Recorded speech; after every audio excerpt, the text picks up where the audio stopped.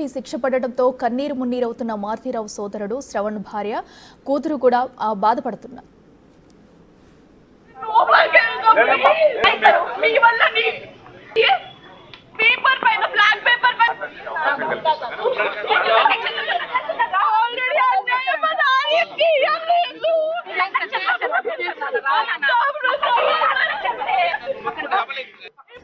రెండు తెలుగు రాష్ట్రాల్లో సంచలనం సృష్టించిన ప్రణయ్ హత్య కేసులో నల్గొండ కోర్టు తుది తీర్పు అయితే వెలువరించింది. అయితే ఘటన జరిగిన ఇన్ని రోజులు కూడా ఇప్పటి వరకు ఇరు పక్షాల వాదనలు విన్న తర్వాత అన్ని పరీక్షించిన తర్వాత కూడా ఈ రోజు అయితే తుది తీర్పు వెలువరించింది. అటు ఏటుగా ఉన్న సుభాష్కి అయితే ఉరిశిక్ష విధించింది. మరికొంతమందికి కూడా జీవిత ఖైదు విధిస్తూ కోర్టు తీర్పు వెలువరించింది.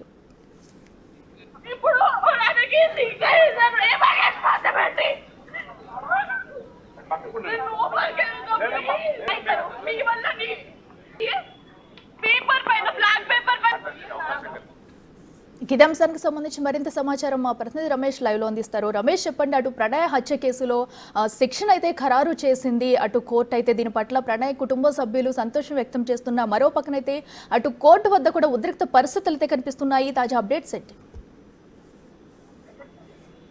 రైట్, మొత్తం మీద ఆ ప్రణయ్ కేసులో కూడా నిందితులకు శిక్ష పడంతో కూడా ప్రణయ్ తల్లిదండ్రులంతా కూడా మిర్యాలగూడలో ప్రణయ్ సమాధి వద్ద కూడా ప్రత్యేకమైనటువంటి ప్రార్థనలు చేస్తూ భావోద్వేగానికి లోనై హర్షం వ్యక్తం చేస్తున్నటువంటి పరిస్థితి అయితే కనిపిస్తుంది. ఏటు సుభాష్ శర్మకు ఆ ఉరి శిక్ష విధించడం జరిగింది. మిగతా నిందితులంతా కూడా జీవిత ఖైదు విధించడం జరిగింది. కొద్దిసేపు క్రితమే మారుతీరావు సోదరుడు ఎవరైతే ఉందో శ్రవణ్ భార్య పిల్లలు ఇక్కడికి వచ్చి కూడా కన్నీరు మున్నీరుగా విలపిస్తున్నటువంటి పరిస్థితి అయితే కూడా చూడడం జరిగింది. అయితే మొదటి నుంచి కూడా ప్రభుత్వం ప్రత్యేకంగా కూడా ఎవరైతే ఆ పీపీని నియమించిందో మొదటి నుంచి కూడా ప్రణయ్ హత్య కేసు నుంచి కూడా వాదనలు వినిపిస్తున్నటువంటి దర్శనం నరసింహ గారు ఉన్నారు. చెప్పండి, కేసు మొదటి నుంచి కూడా మీకు ప్రత్యేకంగా కూడా ప్రభుత్వం అప్పగించి మొదటి నుంచి కూడా వాదనలు వినిపిస్తున్నారు. ఇవాళ ఒకరికి ఉరిశిక్ష పడంతో పాటు మిగతా వారి అందరూ కూడా జీవిత ఖైదు పడినటువంటి పరిస్థితి.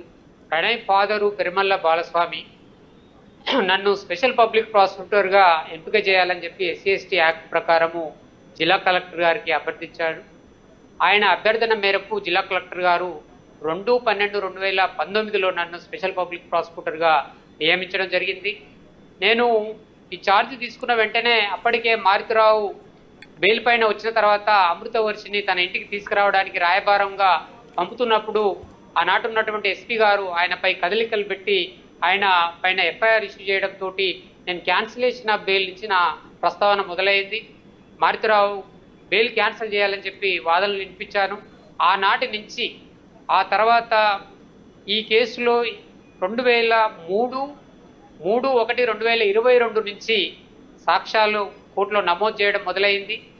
అప్పుడు భవాన్ మేడం గారు honourable judge SC/ST PO act cases Nalgonda, అప్పుడు భవాన్ మేడం గారు ఉన్నారు.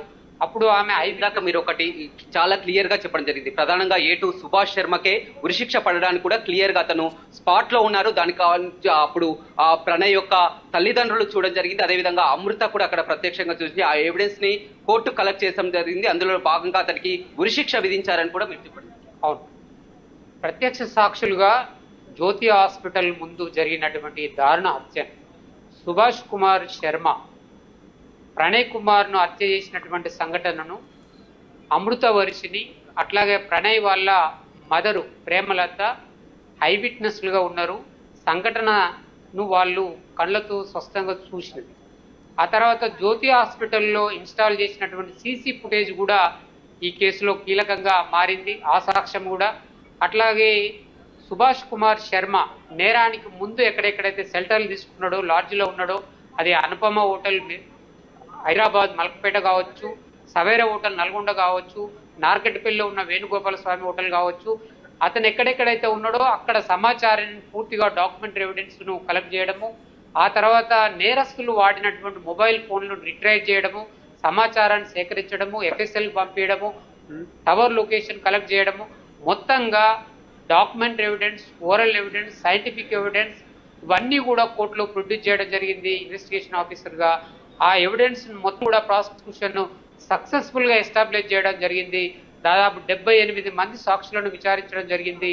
దాదాపు 293 ఎగ్జిబిట్స్ మార్క్ అయినాయి. మెటీరియల్ ఆబ్జెక్ట్స్గా 1 నుంచి 30 మెటీరియల్ ఆబ్జెక్ట్స్ వెపన్తో సహా కోర్టు ముందర పెట్టాము. అన్నిటి పట్ల అందరి సాక్ష్యాలను పరిగణలోకి తీసుకొని కోర్టు వారు ఏదైతే చార్జెస్ ఫ్రేమ్ చేశారో ఆ ఫ్రేమ్ చేసినటువంటి సెక్షన్లు 302, red with 34, 120B, red with 109, అట్లాగే 325 ఆఫ్ SCSTPO యాక్ట్, ఈ సెక్షన్లన్నిటినీ కూడా కోర్టులో సక్సెస్ఫుల్గా వితౌట్ ఎనీ రీజనబుల్ డౌట్ లేకుండా పకడ్బందీగా ప్రాసిక్యూషన్ ఎస్టాబ్లిష్ చేసినాం. కాబట్టి ఇవాళ A2 ఎవరైతే పాశవికంగా ప్రణయ్ని హత్య చేశాడో పట్టపగలు అతనికి ఉరిశిక్ష ఖరారు చేయడం జరిగింది. అదేవిధంగా A2కి ఉరిశిక్ష పడింది, మిగతా వారంతా కూడా జీవిత ఖైదు విధించారు. వాళ్ళు హైకోర్టుకు వెళ్లే వెసులుబాటు కూడా కల్పించారు. ఖచ్చితంగా ఈ తీర్పు మీద హైకోర్టులో అప్పీల్కు వెళ్ళేటువంటి రైట్ ఆఫ్ ది అక్యూజ్డ్ నెల రోజుల లోపల వాళ్ళు హైకోర్టులో అప్పీల్ చేసుకున్నటువంటి వెసులుబాటు వాళ్ళకు ఉంటుంది. ఈ కేసులో కూడా A1 మారుతిరావు గారు ఉన్నారు, అప్పుడే ఆత్మహత్య చేసుకొని చనిపోవడం జరిగింది. ఒకవేళ మారుతిరావే ఉన్నట్లయితే ఎలా ఉండేది? ఖచ్చితంగా అతను కూడా నాకు తెలిసి తగిన శిక్ష పడే అవకాశమే ఉంది. 7తో పాటు అతను కూడా శిక్ష అర్హుడే అనేది చెప్పవచ్చు. రైట్, చూడొచ్చు. ప్రత్యేకంగా పీపీ చెప్తున్నటువంటి ప్రకారం A2 సుభాష్ శర్మకే ఉరిశిక్ష పడడానికి కూడా ప్రధానమైనటువంటి కారణం ఆన్ ది స్పాట్ లో అక్కడ మొత్తం హత్య చేసే కోణంలో క్లియర్ గా ఎవిడెన్స్ ఉండడం జరిగింది. అదేవిధంగా ప్రణయ్ తల్లి అదేవిధంగా అమృత ఇద్దరు కూడా వారంతా సాక్ష్యం చెప్పడం జరిగింది. అదేవిధంగా సుభాష్ శర్మనే కీలకంగా కూడా వ్యవహరించి సుభాష్ శర్మకు ఉరిశిక్ష విధించడం జరిగింది. మిగతా నిందితులు ఎవరైతే ఉన్నారో మహమ్మద్ బారీ కానీ, అజ్గల్ అలీ కానీ, శ్రవణ్ కానీ, అదేవిధంగా కరీం, శివ, నిజాం వీరందరికీ కూడా జీవిత ఖైదు విధించడం జరిగింది. కొద్దిసేపటి మీద మారుతిరావు సోదరుడు ఎవరైతే ఉన్నారో శ్రవణ్ భార్య పిల్లలు ఎలాంటి ప్రమేయం లేదు. ముద్రించి కేసులో కూడా జగన్ కి మారుతిరావు సోదరుడికి ఎలాంటి ప్రమేయం లేకున్నా కానీ ఈ విధంగా మొత్తం కక్ష కట్టి ఈ విధంగా ఇవాళ ఆ తీర్పు ఇచ్చిన పట్ల కూడా మొత్తం కూడా కంటతడి పెట్టుకున్నటువంటి మరో ఆ వైపు చూసినట్లయితే ప్రణయ్ ముందు నుంచి కూడా ప్రణయ్ తండ్రి బాలస్వామిని మనం చూస్తున్నాం. ఎప్పుడైతే 2018 సెప్టెంబర్ 14న హత్య జరిగిందో అప్పటి నుంచి కూడా న్యాయ పోరాటం కొనసాగిస్తూనే ఉన్నారు. ఆ 8 మంది నిందితులపై కూడా పోలీసులకు ఫిర్యాదు చేయడం జరిగింది. మరి వెంటనే తీర్పు వెలువడినటువంటి వెంటనే కూడా ఆ ప్రణయ్ సమాధి వద్దకు వెళ్ళి మిర్యాలగూడలో ఉన్నటువంటి ప్రణయ్ సమాధి వద్దకు వెళ్ళి అక్కడ ప్రత్యేక ప్రార్థనలు చేసి కూడా భావోద్వేగం కూడా కండతడి పెట్టినటువంటి పరిస్థితి అనిపిస్తుంది ప్రతివ్యాప్తంగా కూడా. ఎందుకంటే దేశవ్యాప్తంగా సంచలనం సృష్టించింది ఒక పరువు హత్య కేసు, కులాంతర వివాహం చేసుకున్నటువంటి అమృత ప్రణయ్ కేసు ఎలాంటి జడ్జిమెంట్ వస్తుందని కూడా 2 రాష్ట్రాల ప్రజలు కూడా ఎదురు చూడడం జరిగింది. ఎందుకంటే ఇటీవల కాలంలో వరుసగా పరువు హత్యలు పెరిగిపోతున్నాయి. రీసెంట్ గా మనం చూడడం జరిగింది. సూర్యాపేటలో కూడా భార్గవి కేసులో కూడా భార్గవి తన కూతుర్ని ఆ బంటి ప్రేమిస్తున్నటువంటి కక్షతో కూడా బంటికి అత్యంత దారుణంగా హత్య చేశారు. ఆ కేసులో కూడా నిందితులంతా ఇప్పటికీ జైల్లో ఉన్నటువంటి పరిస్థితి కనిపిస్తుంది. ఇప్పుడు మారుతిరావు ఎప్పుడైతే 2018 సెప్టెంబర్ 14న తన కూతురు హత్య చేయించారో ఆ తర్వాత 2019లో బెయిల్ వచ్చిన తర్వాత బయటికి రావడం జరిగింది. 2020లో ఖైరతాబాద్ లోనే ఉన్నటువంటి ఆర్య వైశ్య భవన్ లో కూడా అతను సూసైడ్ కు పాల్పడ్డాడు. అయితే ఆ మారుతిరావు ఆత్మహత్య చేసుకోవడానికి కూడా ప్రధానమైనటువంటి కారణం ఈ కేసులన్నీ ఎదుర్కోలేకనే, అదేవిధంగా ఆరోగ్యం సపోర్ట్ చేయలేకపోయినా ఈ అన్ని కారణాలతో కూడా A1 గా ఉన్నటువంటి మారుతిరావు ఆత్మహత్య చేసుకోవడం జరిగింది.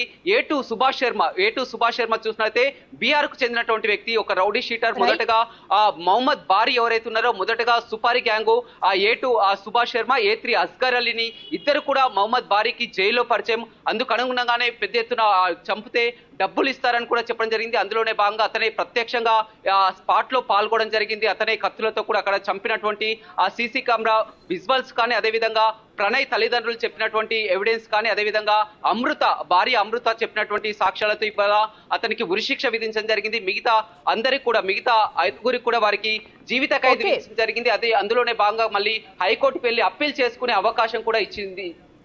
Right Ramesh, thank you.